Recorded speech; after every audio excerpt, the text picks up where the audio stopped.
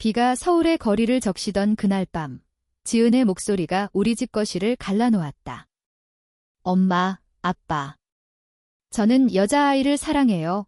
그 한마디가 18년의 평화로운 가족 생활을 산산조각 냈다.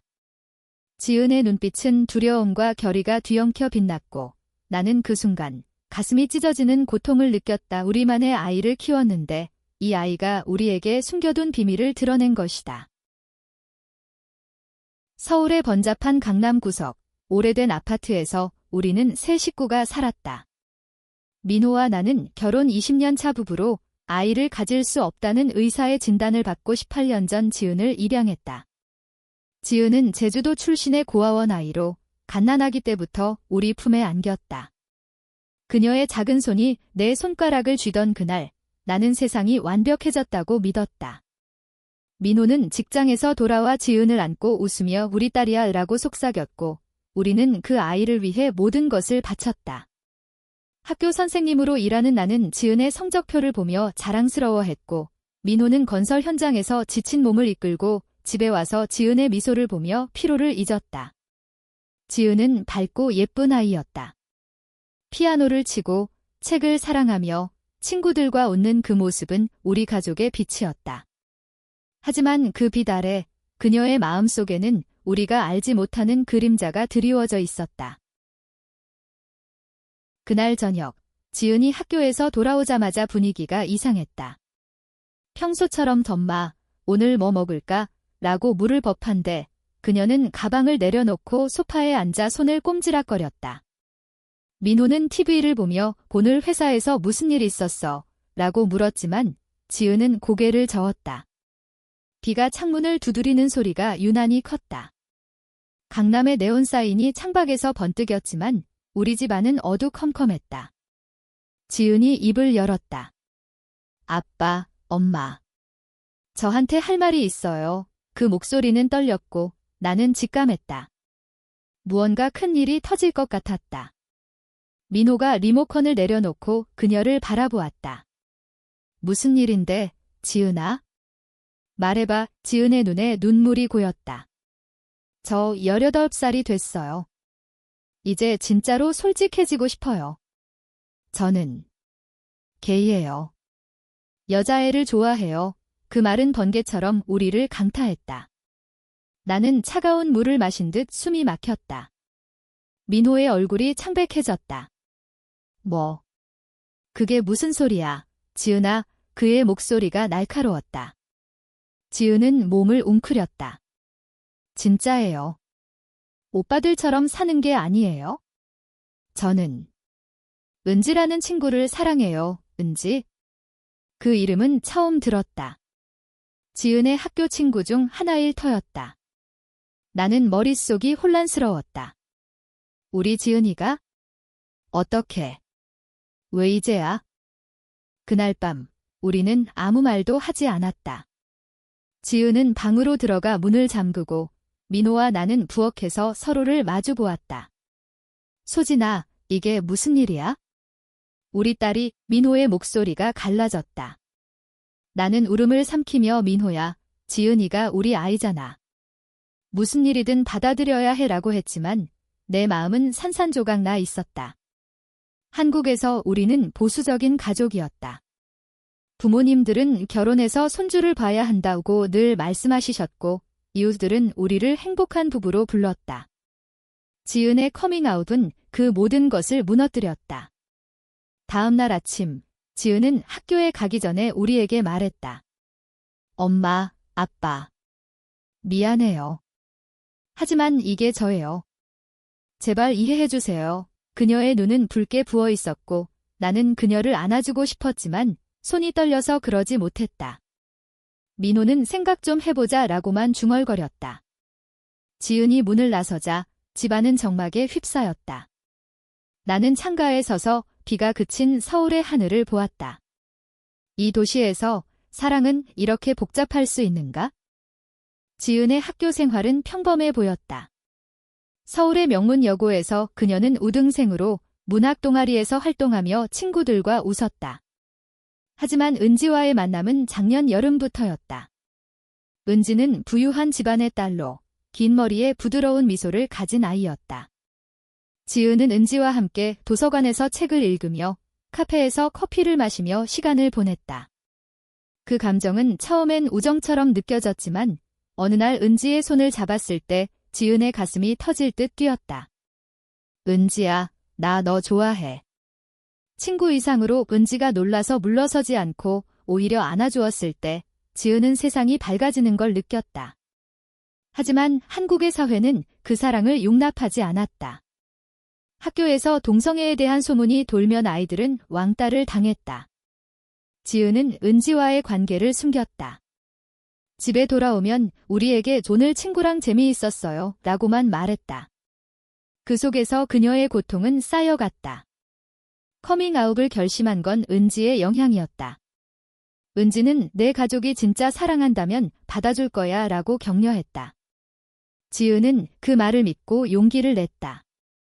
하지만 현실은 달랐다. 며칠 후 민호가 먼저 반응을 보였다. 그는 회사 동료에게 딸이 이상한 소리를 해서 라고 털어놓았고 그 동료는 그런 건 고치라고 병원 데려가 라고 조언했다. 민호는 집에 와서 지은에게 말했다. 지은아, 이건 병이야. 치료받아야 해. 지은의 얼굴이 창백해졌다.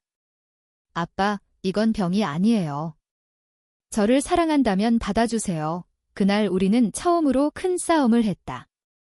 나는 중간에서 민호야, 그만해, 라고 소리쳤지만 민호는 소진아, 너도 미쳤어.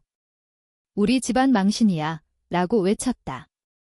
지은은 눈물을 흘리며 방으로 도망쳤다. 나는 그녀의 문을 두드리며 지은아, 엄마야? 이야기하자라고 했지만 대답이 없었다.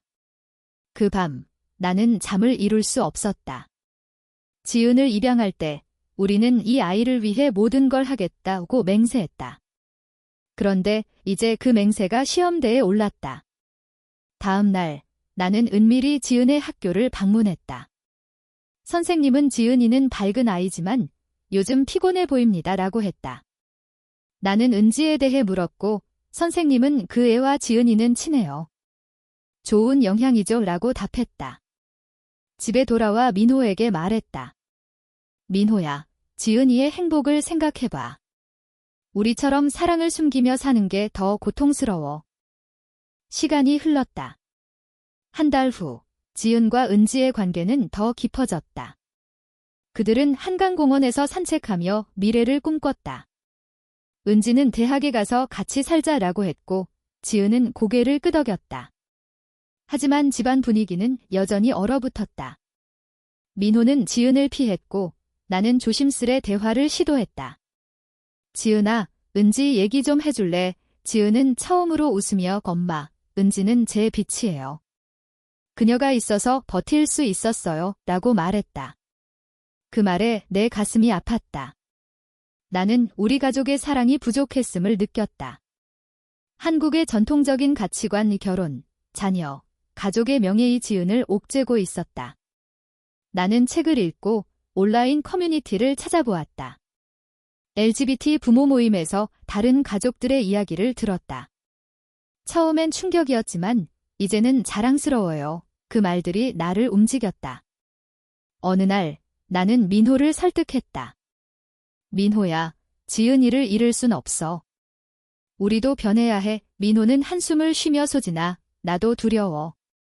하지만 내 말이 맞아 라고 인정했다. 드라마는 절정에 달했다. 지은의 18세 생일 파티 날, 은지가 우리 집에 초대되었다. 민호와 나는 긴장된 채로 문을 열었다. 은지는 예쁜 드레스를 입고 꽃다발을 들고 왔다. 안녕하세요, 삼촌님 아줌마. 지은이를 사랑합니다. 그 솔직함에 나는 눈물이 핑 돌았다. 우리는 식탁에 앉아 밥을 먹었다.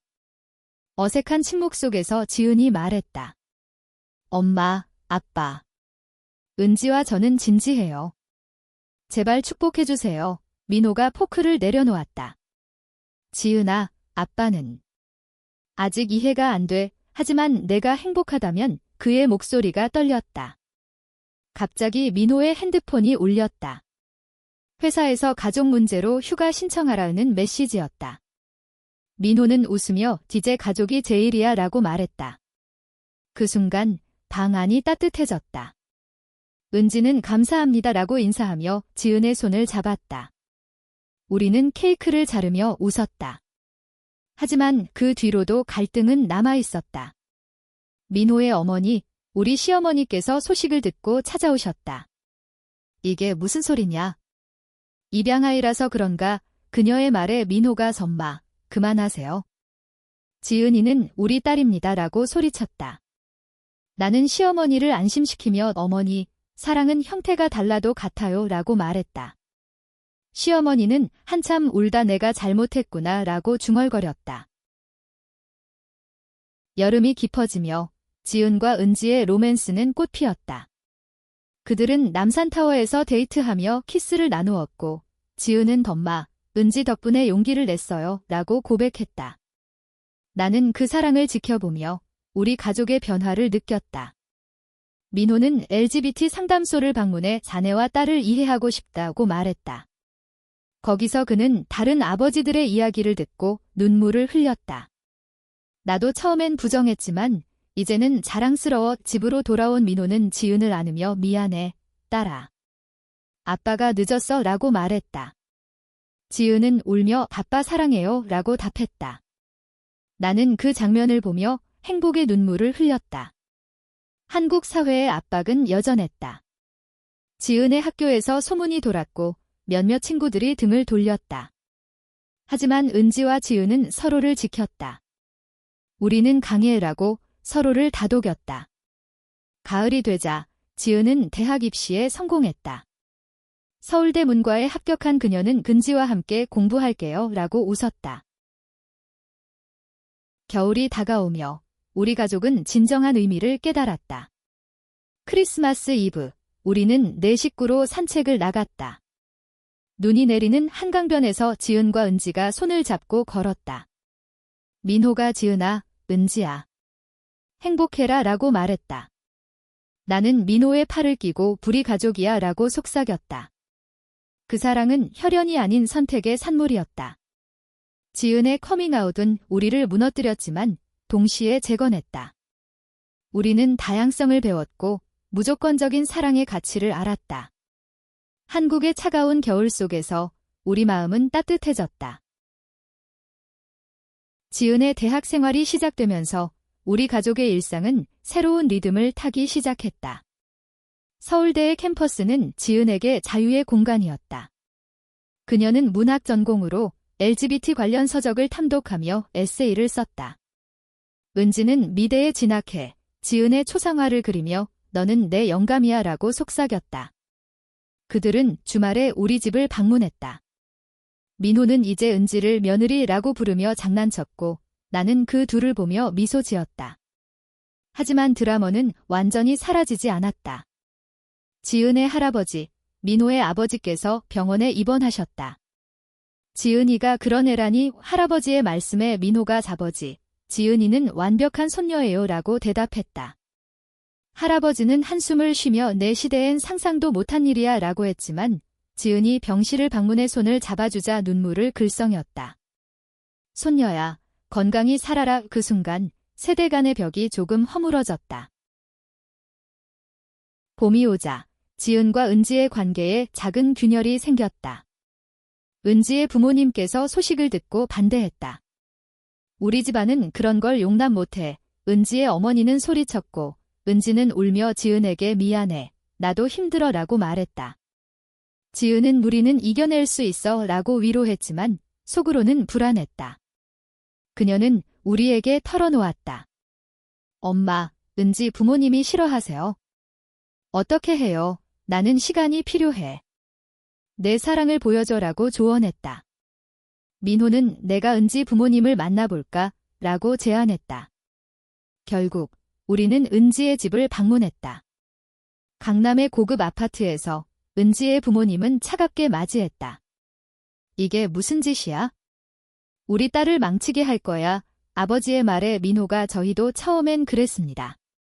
하지만 사랑은 가르칠 수 없어요.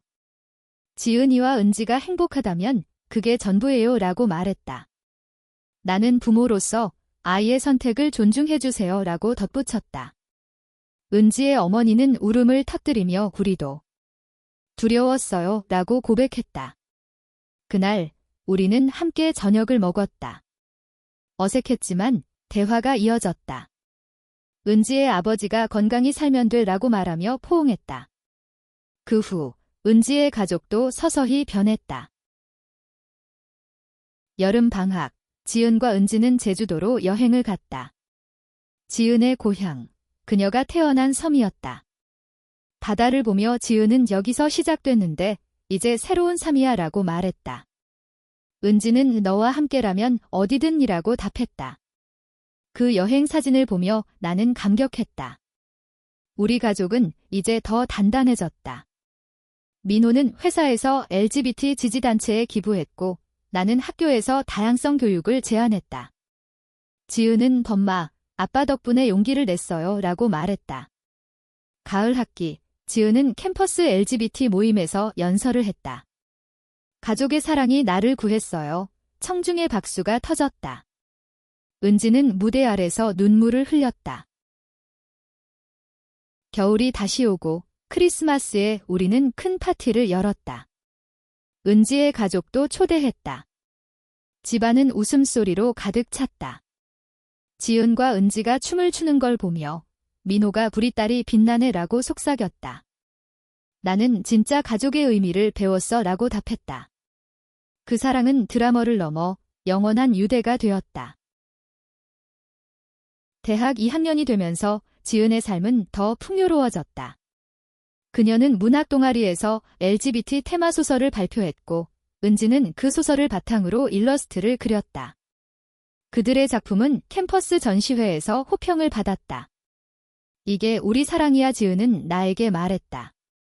하지만 사회의 시선은 여전했다. 한 신문 기사가 대학생들의 비정상적 사랑기라고 비난하자 지은은 상처받았다. 엄마, 왜 세상이 이렇게 좁아요? 나는 변화는 천천히 오지만 내가 앞장서고 있어 라고 위로했다. 민호는 자빠가 지켜줄게 라고 하며 지은의 손을 잡았다. 그해 여름, 우리는 가족 여행을 갔다. 부산의 바다에서 내 식구와 은지의 부모까지 함께였다. 파도 소리 속에서 웃음이 터졌다. 은지의 어머니가 지은아, 우리 딸 잘 부탁해 라고 말했다. 그 말에 지은은 눈물을 흘렸다. 가을, 지은과 은지는 첫 기념일을 맞았다. 한강에서 피크닉을 하며 은지가 반지를 꺼냈다. 영원히 함께하자 지은은 등 사랑해 라고 답했다. 그 소식을 듣고 우리는 축하 파티를 열었다. 민호가 이제 공식적으로 가족이야 라고 선언했다. 하지만 작은 갈등이 생겼다. 지은의 친구 중 하나가 은어 때문에 우리 이미지가 비라고 말하며 등을 돌렸다. 지은은 내 삶을 존중 안 해 라고 화냈다. 은지가 괜찮아. 진짜 친구는 남아 라고 달랬다. 그 사건 후 지은은 더 강해졌다. 그녀는 블로그에 에세이를 썼다. 커밍아웃은 끝이 아니라 시작이야. 그 글은 수천 번 공유되었다. 겨울, 새해가 밝아오며 우리 가족은 자선 행사에 참여했다. LGBT 청소년 센터에서 지은은 멘토가 되었다. 나처럼 두려워 마 가족이 기다려줄 거야. 아이들의 눈빛이 빛났다. 민호와 나는 그 자리를 보며 뿌듯했다. 우리가 배운 게 이거야 민호가 말했다. 이제 우리 집은 사랑의 등대가 되었다. 지은의 20세 생일은 특별했다. 대학 캠퍼스에서 친구들과 파티를 열었고 은지가 깜짝 선물을 준비했다. 그녀의 소설을 출판한 책 한 권이 표지에 우리 이야기라고 적혀 있었다. 지은은 무대에서 울며 치게 내 삶이야 라고 말했다. 집으로 돌아온 그녀는 우리에게 책을 보여주며 선마, 아빠. 감사해요 라고 했다. 나는 내 용기가 우리를 바꿨어 라고 답했다. 민호는 자랑스러워, 딸아 라고 안아주었다. 하지만 그해 예상치 못한 드라마가 찾아왔다. 은지의 아버지께서 사업 실패로 비대에 쫓겼다. 은지야, 그 애랑 헤어져. 안정된 삶을 살아라고 압박했다. 은지는 아빠, 사랑은 돈이 아니에요. 라고 반항했다. 지은은 내가 도울게 라고 했지만 은지는 혼자 고통스러워했다. 밤늦게 지은에게 전화해 나 포기할까 봐라고 울었다. 나는 은지를 위로하기 위해 만났다. 카페에서 은지야, 내 부모님도 내 행복을 원해. 시간이 필요해 라고 말했다. 은지는 삼촌님, 지은이와 헤어지기 싫어요 라고 했다. 민호는 은지의 아버지를 찾아갔다. 저희도 입양으로 시작했어요. 사랑이 전부예요. 그 말에 은지의 아버지는 나도 젊었을 때 실수했어 라고 고백했다.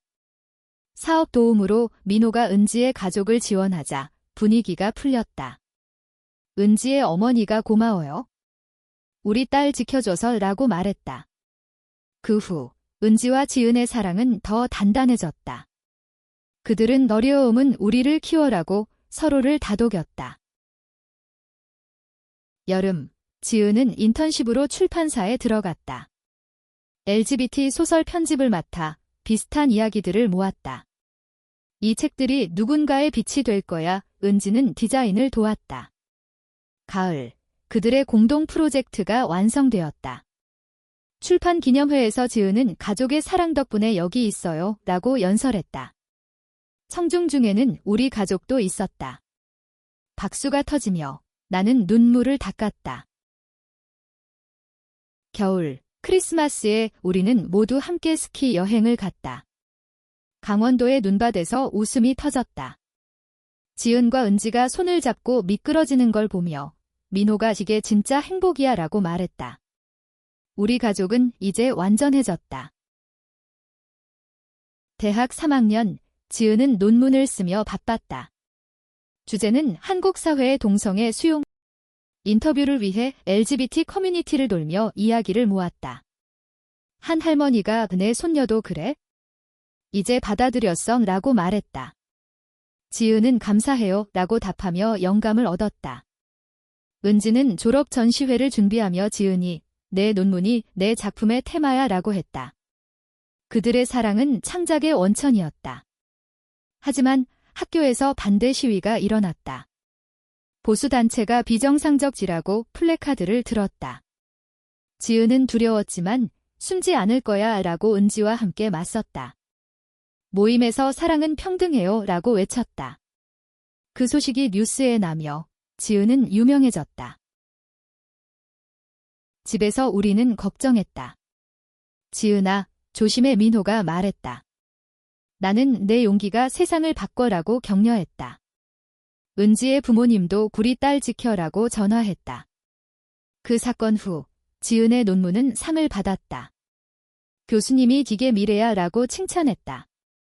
가을, 지은과 은지는 동거를 시작했다. 작은 원룸에서 우리 집이야 라고 웃었다. 주말에 우리를 초대해 저녁을 차렸다. 민호가 집주인처럼 장난쳤다.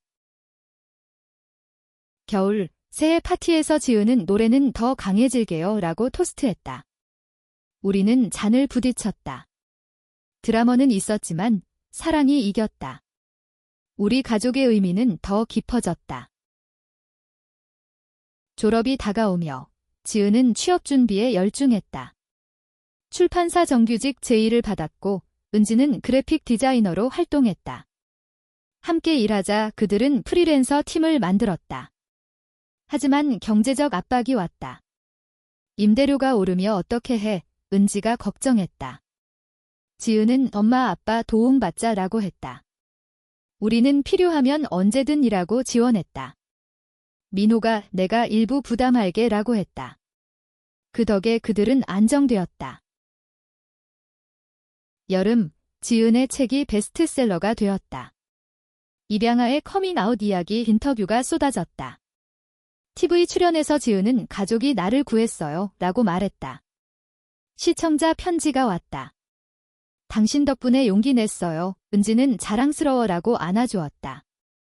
하지만 미디어의 부정적 댓글도 있었다. 가족 망신기라는 말에 지은은 상처받았다.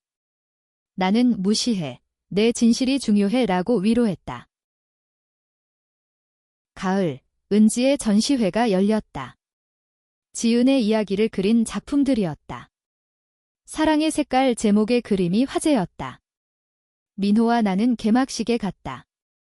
아름다워 나는 감탄했다. 겨울, 그들은 첫 해외 여행을 갔다. 일본에서 자유로워라고 사진을 보냈다. 우리 가족은 이제 롤모델이 되었다. 이웃들이 어떻게 받아들였어요? 라고 물었다. 나는 사랑으로 라고 답했다. 진짜 의미를 배운 우리는 더 밝아졌다. 사회생활이 시작되며 지은과 은지의 삶은 안정되었다. 지은은 편집자로 승진했고 은지는 스튜디오를 열었다. 우리 꿈이 실현됐어, 그들은 말했다. 하지만 결혼 논의가 나왔다. 한국에서 동성 결혼이 합법화되지 않아 어떻게 해? 지은이 물었다. 은지는 서약식을 하자라고 제안했다. 우리는 지원할게라고 했다. 작은 서약식에서 민호가 축복해라고 말했다. 눈물이 흘렀다. 여름, 지은의 두 번째 책이 나왔다. 가족의 재탄생 불의 이야기도 포함되었다. 출판 기념회에 가족이 모였다. 은지의 부모님도 자랑스러워라고 했다. 가을, 그들은 자선 캠페인을 벌였다. LGBT 권익을 위해 모금을 했다. 변화를 만들자 지은의 열정에 사람들이 모였다. 겨울, 크리스마스에 우리는 큰 모임을 열었다. 옛 친구들, 가족 모두. 지은이 이게 내 가족이야 라고 말했다.